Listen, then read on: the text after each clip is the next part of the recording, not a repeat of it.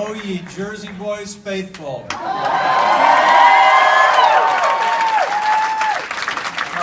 How affirmative it is for us to be in your presence on this occasion.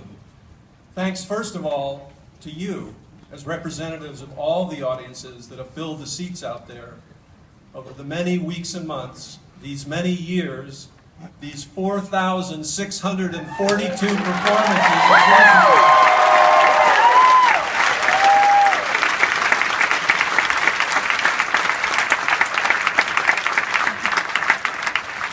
I am Edward Strong, partner of Michael David and Dodger Theatricals, and thus one of the lucky souls who counts himself a producer of Jersey Boys.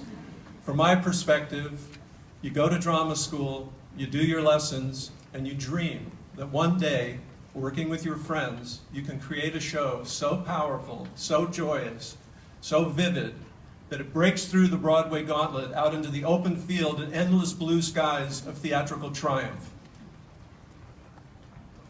Jersey Boys is that dream realized. And sad as we all are on this day, we take comfort in the knowledge that we happy few gathered in this building, we are the ones who populated the dream. We are the embodiment of that can't stop the music tidal wave, that joyride in the stolen Cadillac the critics raved about. Years from now, when the pundits gather to talk about famous Broadway shows, we will forever abide in the legend. Of course, our passage into the record books was fueled by our own underlying legend of the four guys from New Jersey, Frankie, Bob, Tommy, and Nick, the Four Seasons, who actually lived these lives and wrote and performed these iconic and unforgettable songs. We are honored to have Frankie and his daughter Tony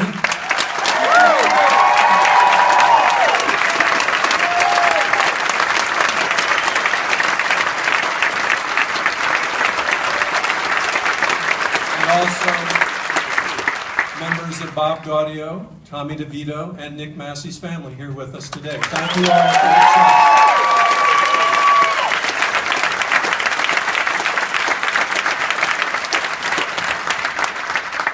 Amplified and alchemized by a matchless team of theater artists led by Des McAnuff, Marshall Brickman, Rick Ellis, Sergio Trujillo, and Ron Melrose, the compelling story of the Four Seasons blended seamlessly into Jersey Boys, the stage phenomenon that would and will thrill audiences all across the globe.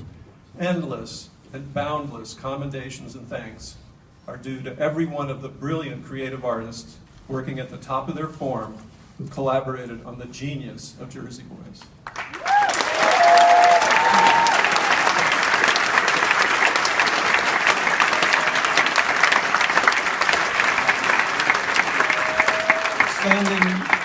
Standing on the stage with me, you see the superb company of actors and musicians who deliver the performance with consummate skill and apparent ease, despite an Olympic diving difficulty factor of 5.0.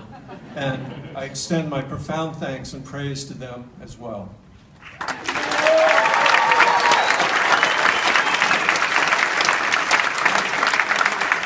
Let us also sing the praises of all the stellar departments, crews, and staff who make the show run day in and day out. They are all rock stars in their particular way.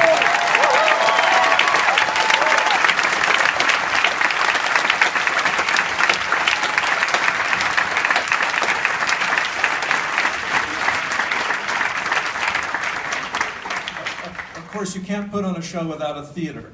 And in that regard, we are blessed by our longtime association, first with the La Jolla Playhouse, and then with the wise landlords of New Jamson Theaters. Jordan, Paul, Jack, and Rocco, thank you and your staff for hosting with such goodwill.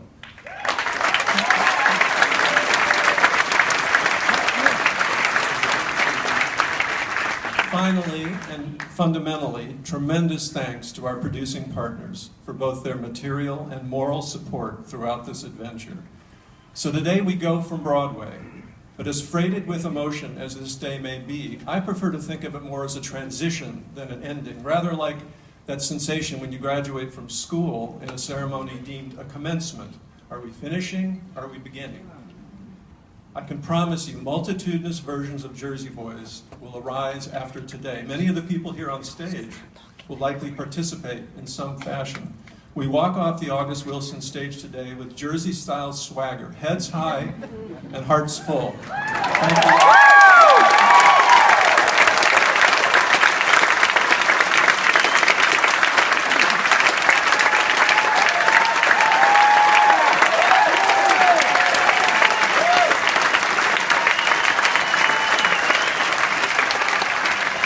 It's my distinct pleasure now to introduce old friend, drama school dreamer, and co-author of Jersey Boys, Rick Ellis.